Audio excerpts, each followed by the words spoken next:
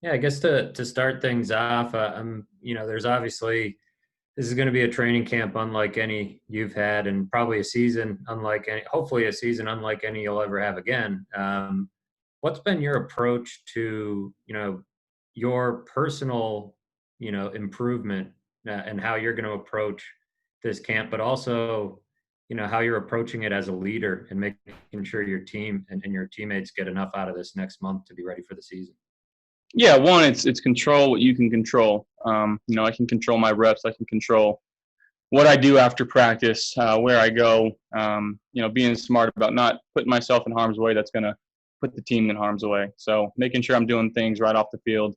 When it comes to practice time, every rep that I get, taking it as seriously as I can. And when I, have a rep offer to, I'm still being engaged and talking with my guys and going through it in my mind and getting those mental reps, because every rep's going to be super valuable going into this. And got a couple new pieces we've added to the offense, so just trying to build that camaraderie with them, trying to still develop stuff that the camaraderie that we have with our guys returning, a la Cole Beasley and John Brown and Motor. So really just being as communicative as possible, talking with everybody. But I just want to give a shout out to Terry and Kim for allowing us to do what we do right now, and everything's been first class, and they've made as many adjustments to the building and the facilities as they have.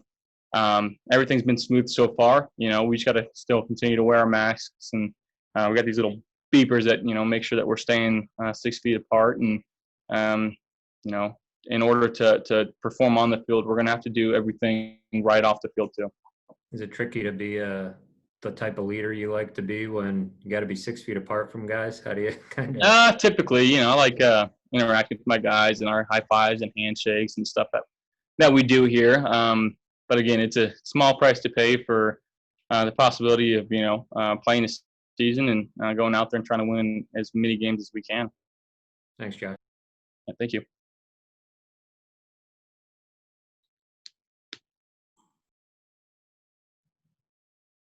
Muted, Vic. There we go. Hey, so a bunch of players, including two of your teammates that we know of so far, have opted out of the season. Why are you choosing to opt in, and what also are your thoughts on those who have chosen not to play this year? My thoughts on them are, Star, and I think EJ was the one other one to opt out. There's no hard feelings on our part, and as a team, we'll continue to say that we're going to support those guys no matter what. We understand that this isn't anything to mess around with, and it's a talent like nobody's ever seen before. So, that's their decision. We still love them, we still support them, and they're going to give us that support back too. So it's not like they're just axed off the list, and we're going to continue to, like I said, support and love those guys. My reason I'm opting in to play is, one, I love this game. Two, I think it's a great opportunity to give this nation hope and allow them to see us go out there and do what we do, because we know that Sunday is a very special day in the lives of a lot of people around the world, a lot of fans around the world. So, one, it's our jobs. Two, it's my passion to play this game. And there is obviously some things that we're sacrificing and risking our health and whatnot to do this. But at the same time, we want to play football. We're built and wired as football players, and we want to play. So we're going to do everything necessary that we can off the field to ensure that we do have a season. And, we're going to continue to find ways to adjust. And we know that the season's not going to be perfect by any means. And I think all 32 teams are thinking the same thing, that in an instance it could change. But, we got to have that mentality of next guy up and control what you can control, and, put the team first. And it's really the embodiment of putting the team first this season. And a quick follow to that is, in light of the complexity of playing your position, so much that you have to know and learn and develop, given all the other elements that you have to deal with in that facility, like you said, distancing and all those other concerns that have been piled on, are you able, do you feel you're able to sufficiently go through the complex preparation of a quarterback for a season under these circumstances? Yeah, I definitely think so. I think the only thing that really hurts is, you're going to get a limited amount of reps, live reps that you would typically get in a preseason and a full training camp, the OTAs and all that stuff. So, but I've set up something in my house, and I've got my complete film room there, and I got everything I need to watch as much film as I can. So I'm going to spend a lot of time in that room, be able to make sure that I'm getting, all the mental reps that I can. Thank you. Thank you, Vic. Hey, Josh, Sal Capaccio here, WGR. Good to see you. Good to see you too, Sal. Brandon and Sean both spoke with us over the weekend, and they talked about peer leadership, making sure everybody else is doing the right thing at all times off the field. You just spoke about making sure you're doing things right off the field so, that you can make sure you practice every day.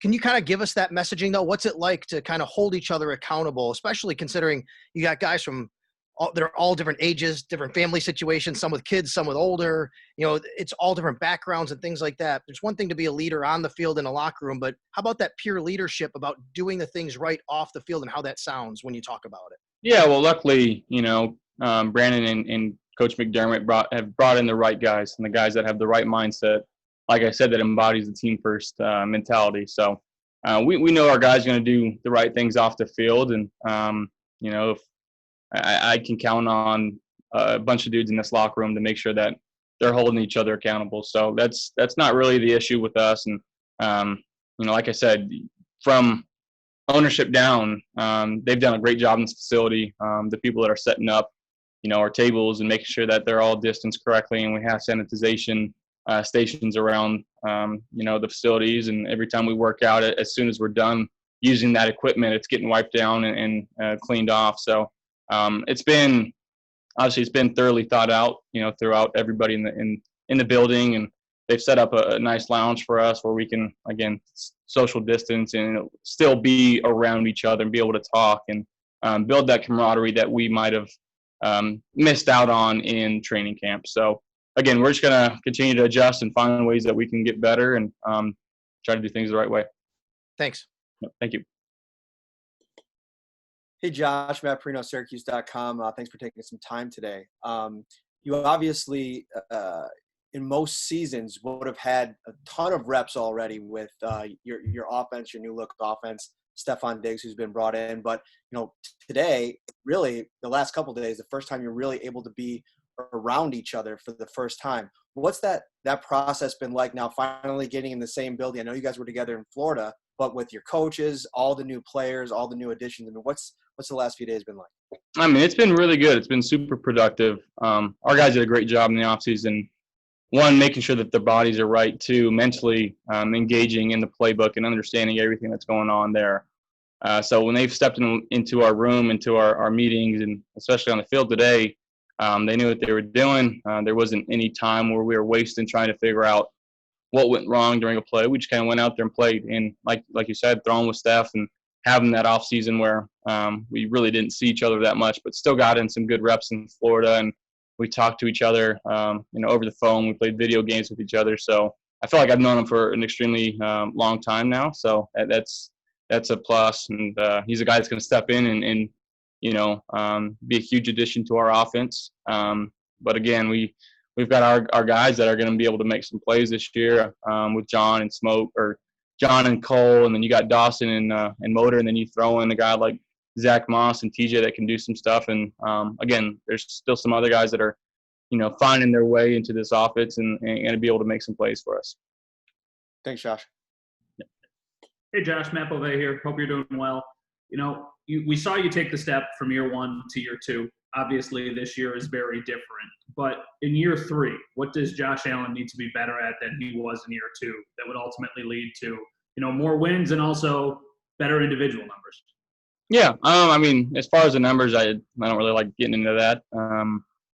Personally, I want to be better, taking care of the football, making better decisions, especially on the early downs, and not putting ourselves in situations where it's 3rd and long. And I know that we had a lot of success in 3rd and long last year, but it's not a great way to make a living. So early down success, finding the open receiver down low, finding my back more when I need it, and stop trying to force some balls downfield. So, I've been trying to improve this offseason. I've been working hard, and had a good group down in Southern California that I was working with. So, to get here and to go through our plays and even go back and look some of the film last year. And I said this probably at this time last year, but the previous season, like you just always have those little mistakes. You're like, why were my eyes in this spot? Why didn't I knew it was cover two. Why didn't I work the cover two side? So there's a lot of things that obviously I want to clean up and I need to clean up. And with the help of the coaching staff here that we are going to clean up. And, I'm excited to get back on the field and, start getting hit again and feeling like, football's back. Thanks, Jeff. Hey, Josh, John Scott, thanks for doing this. Good to see you.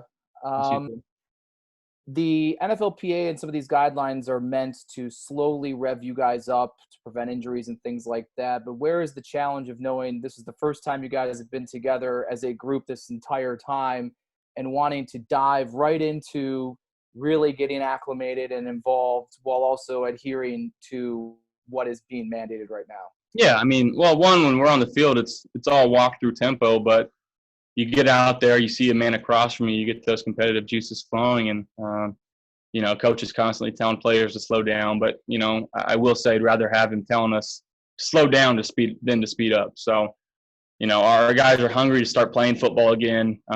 It was a great thing to see all the familiar faces and all my buddies that I've been missing, and it's just great to be back in that atmosphere where you got just a bunch of dudes who love football in the same spot again and be able to go out there and talk some friendly trash but at the same time get some valuable reps and learn some more. And when you bring guys in like a Josh Shorman who's been around the league for a while and he's been playing high level for a long time, you get to start asking him questions and understand what makes him tick. And when you get to go against a defense like ours every day, that's only going to make us better. So that's what I'm super excited and looking forward to. Thanks. Hey, Josh, it's Marcel. Can you hear me? Yep, I got you. Hey, man, thanks for taking the time to speak with us today. Yep, thank you. We heard a little bit from Brandon and maybe Sean yesterday about how you can kind of simulate competition during these practices. But what ways have you noticed? What ways are you going to try to, I guess, add some pressure and add some stakes to the reps that you're taking in training camp?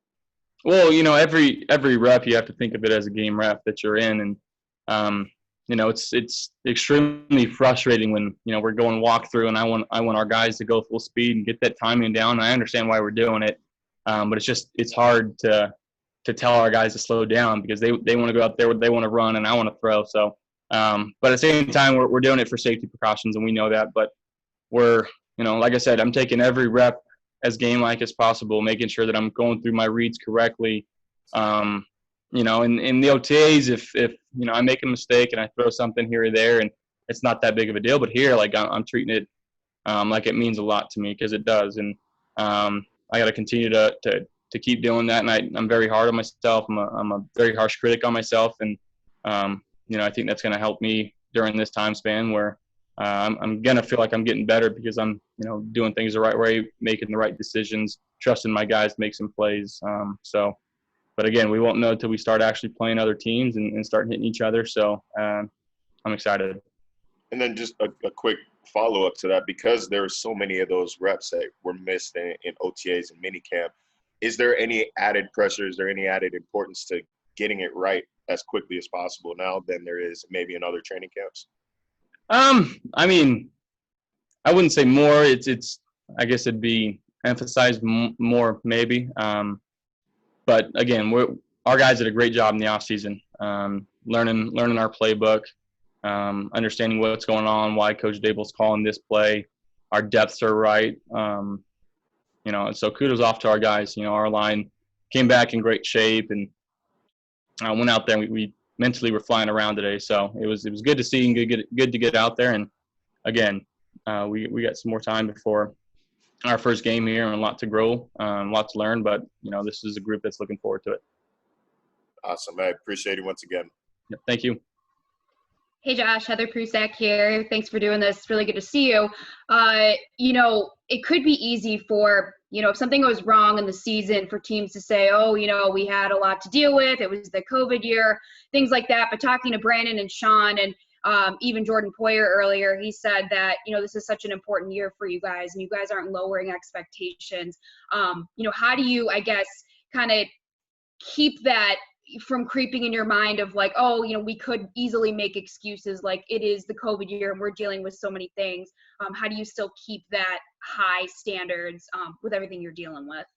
Well, I think that comes from our ownership and our leadership in our front office and our head coach, making sure that, Coach McDermott, he's always talking about the right things in our team meetings and trying to set the path for this team. And, he's always talking about playoff caliber. And when we get to the playoffs, it's championship caliber. So nothing's changed there. We got guys coming in ready to work. We understand that there's going to be a lot of different obstacles this year that teams have likely never faced. But, I feel confident with the guys that we got in the locker room and our coaching staff that we're going to be led in the right direction. We're going to do things the right way on and off the field. And we're going to be able to adapt and overcome to anything that's going to put in our way. So it's taking it one day at a time and relying on each other. And again, having that next man up attitude where I think that's going to be the most important thing this season.